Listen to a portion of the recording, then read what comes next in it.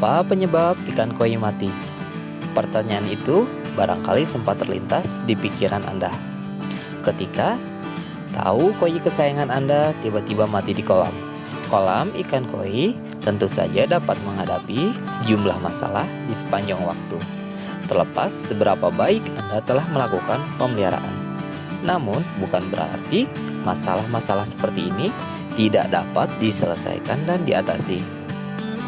Berikut, Bunga Trotoar akan menguraikan masalah paling umum yang menyebabkan ikan koi kesayangan Anda mati secara tiba-tiba. Dan bagaimana solusinya? Oke, mari kita bahas sama-sama ya.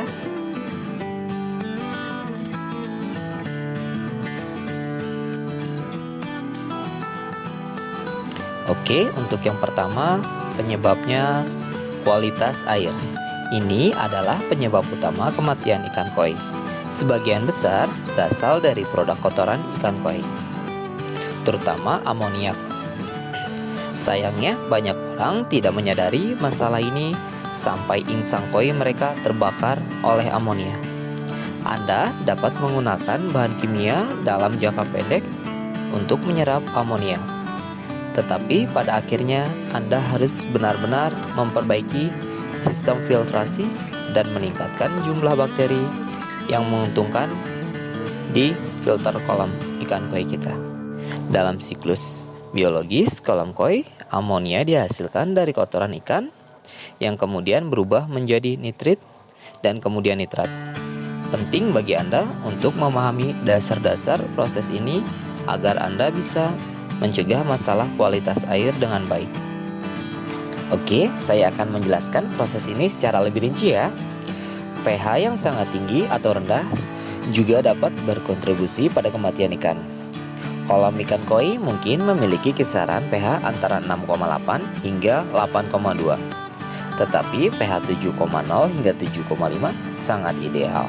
Kemungkinan besar akan ada perubahan pH harian alami dalam jumlah kecil, tetapi itu bukan sesuatu yang perlu dikhawatirkan selama itu kecil ya. Yang perlu dikhawatirkan adalah perubahan besar dalam waktu singkat atau tingkat pH yang berada di luar kisaran yang dapat diterima yang menyebabkan kulit koi menjadi rentan terhadap infeksi bakteri. Dua solusi utama untuk menjaga kadar pH tetap stabil adalah melakukan tes rutin dan jika perlu penyesuaian melalui buffer dan asam. Singkatnya, buffer akan meningkatkan pH, sementara penambahan asam akan menurunkan pH.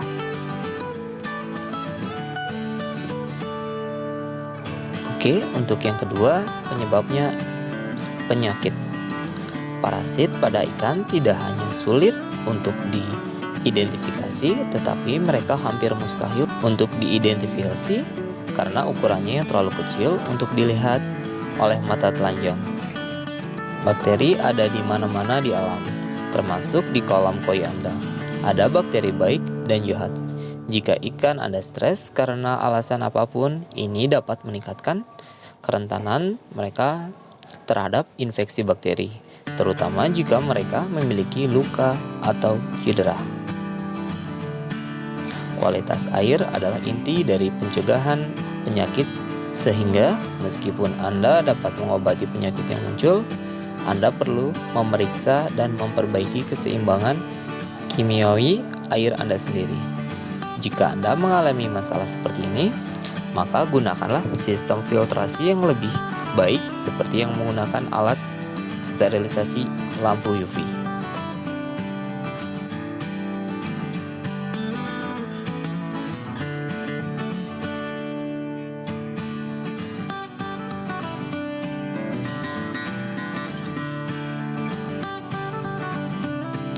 Oke, untuk yang ketiga penyebabnya adalah pertumbuhan alga yang berlebihan. Jika Anda melihat kolam ikan koi Anda ditumbuhi ganggang secara berlebihan, yang juga dapat mengganggu keleluasaan Anda melihat ikan, maka ada beberapa cara untuk mengelola ganggang di kolam Anda. Anda dapat memilih untuk mewarnai air kolam, yang akan mengurangi kemampuan ganggang untuk mengumpulkan sinar matahari. Anda juga dapat menambahkan sedikit garam di kolam selama di kolam itu tidak ada tanaman yang tidak toleran pada garam. Akar permasalahan alga adalah kualitas air atau keseimbangan kimia air. Jika Anda dapat mengatasi salah satu dari dua penyebab ini, maka ganggang akan hilang dari kolam koi Anda.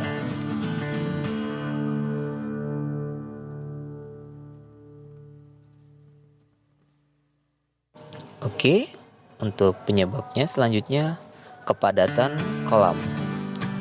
Bila memelihara ikan koi, lebih sedikit jumlahnya lebih baik. Tidak banyak perbedaan kepuasan dari memelihara 30 ekor ikan dibanding 10 ekor ikan. Menjaga populasi koi Anda pada tingkat yang terkendali dapat menghindarkan Anda dari banyak masalah, seperti penumpukan kotoran yang berlebihan, penipisan oksigen yang terlalu, dan tingkat stres dari kondisi yang penuh sesak yang menyebabkan penyakit. Semakin banyak koi yang Anda miliki, semakin besar peluang koi untuk berkembang biak. Perkembangbiakan koi benar-benar akan meningkatkan ukuran populasi kolam.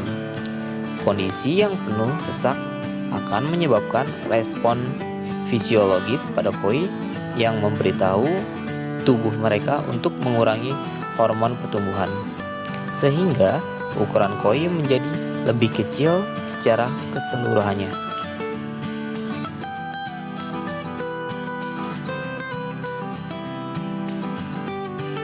Oke, untuk penyebab selanjutnya, predasi. Ini bisa menjadi masalah serius pada kolam koi, terutama pada malam hari.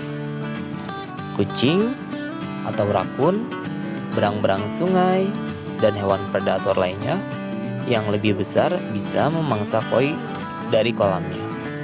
Jika ini adalah masalah yang Anda hadapi, maka buatlah kolam menjadi lebih dalam sehingga kucing atau predator lainnya kesulitan untuk memangsa koi Anda.